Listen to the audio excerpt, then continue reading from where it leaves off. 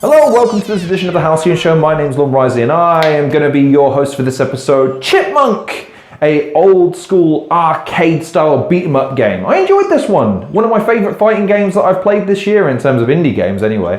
The premise of the game is that you play as one of 3 chipmunks, either single or in a cooperative mode. You play through the campaign to take the forest back from a bunch of woodland critters that are dressed up as medieval people for reasons, I guess because of the swords.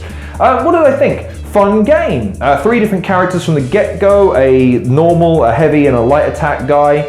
They have different abilities with a super mode that you can employ, but basically it boils down to hacking and slashing with one button. Then you have a dodge mechanic, you have a jump mechanic, and you have a bash mechanic. You'll have levels where different enemies will jump in at certain sections. You have power-ups.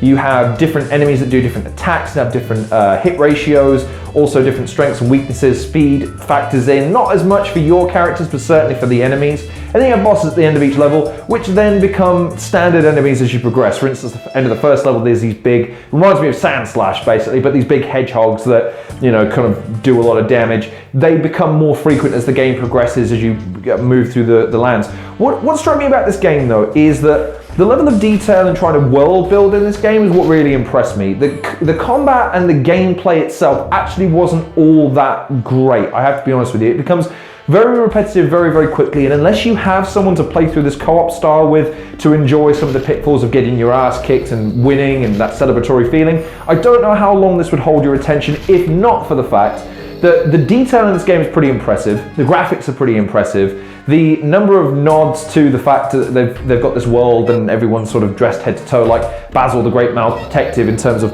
old style get-ups is cool. I liked it, I enjoyed it, and it was nice watching the visual cues. It was nice kind of making my way through a level and seeing enemies pop up and jump in. I like the power up as well. It's a good level mechanic. The way you accrue these is that these flies will occasionally come in, you have to hit them, you get these mushrooms, and it kind of suits you up. Plus health, you have the acorns that denote how many lives that you have, but you have a health bar that takes damage, obviously, as you take damage. I enjoyed the game, if nothing else, and the simplicity of the gameplay allowed me to appreciate a lot of the detail in the game. A lot of the games that I review, for one reason or another, I get caught up in the gameplay so much and trying to complete and trying to progress that you do miss some of the detail unless you play it through multiple times and you already know what's coming, so you can slow your gameplay down a little bit. In this game, because the hack and slashing is so simple and literally is just take out all the enemies on the screen, you do have time to sort of stand and smell the roses to a certain degree. I would heartily recommend, if you can, get someone to co-op this game with you, because like all beat 'em ups, I just sense that number one, it would be significantly easier, and the tactics utilized to be able to take down people with 2 people rather than 1 would be much more fun. I cite Dynasty Warriors and some of the old school beat 'em up games as an example of this, where co-op just takes it to a whole new level. But more to the point, if you are going to play this game, know that it's got an arcade mode that will not save. I only realised this maybe 2 or 3 times and I was like, oh, it's not saved my progress in the story. Oh, I've got to play it all over again. So if you are going to try and complete it, you're going to have to complete it in just the one setting.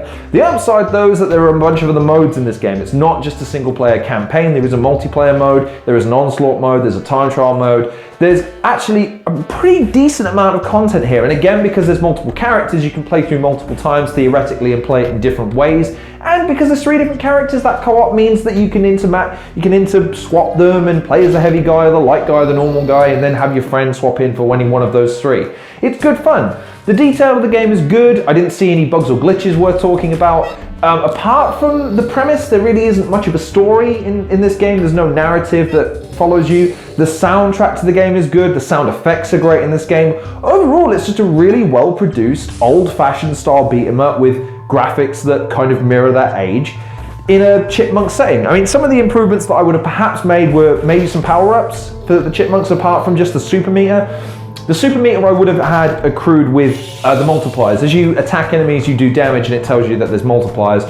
I would imagine this goes towards your score, but I always feel better when a gameplay mechanic feeds into my actual gameplay. So maybe get rid of the whole mushroom thing, add this into the super meter, and then have power-ups as you go, Super Mario style, like a flaming one or an ice one or an invulnerability or a super speed or whatever the case may be. And I haven't tested this, but I hope that there is. If there isn't, you need to add this in. Dynasty Warrior style, if you both hit your supers at the same time, it needs to have like an uber amazing super finisher, and if you both have maximum meters, it needs to be like a god mode, Super Saiyan Kamehameha Spirit Bomb thing. That would be just insane. I don't know if it has it. I hope it does. If it doesn't, add that in. But who would I recommend this game to?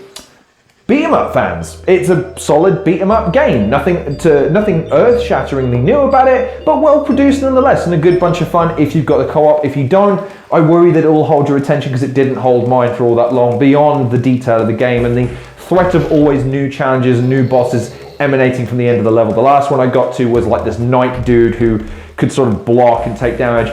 The variety of enemies is good, actually, now that I think about it. The standard fare, the mice, and then the badgers, and then you have a fox, and then you have these moles, and then you have, again, the sand slashes, hedgehogs, you have the flies.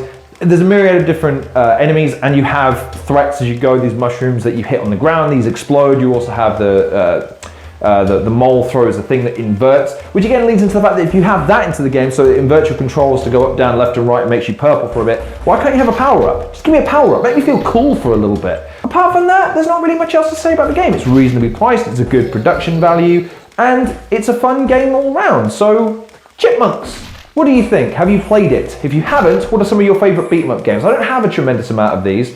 Again, my time when I was young in fighting games was spent mostly on Tekken and things of that nature, so not really a beat 'em up game, more of a fighting game. This isn't a fighting game per se, it has fighting game mechanics obviously because it's a beat 'em up, but it's more hack and slash in nature. But what do you think? Leave me your thoughts in the comment section below of some of the best beat 'em up games that you've experienced, and how does this compare and contrast to that? Otherwise, in the meantime, thank you very much for watching this edition of The Halcyon Show. Please like, share and subscribe, and check out some of the other content creators in the description below. Follow me on Twitter. Check out some of the other videos that I've been uploading recently. I've recently done a review on Dear Leader, good God. And you've got some more reviews coming in the next couple of weeks. You've also got something else popping up on Defunct Games' channel soon. If it's not up already, go check that out with me in it, because I'm in it. Why wouldn't you go check it out? Otherwise, I hope you're taking care of yourselves. A very happy new year, depending on when this episode comes out. I hope you're taking every precaution to be a better you in the new year, I guess, because it's a new year and a new opportunity for the same old Halcyon. My name's been Lorne Risley, and I'll see you on the next episode.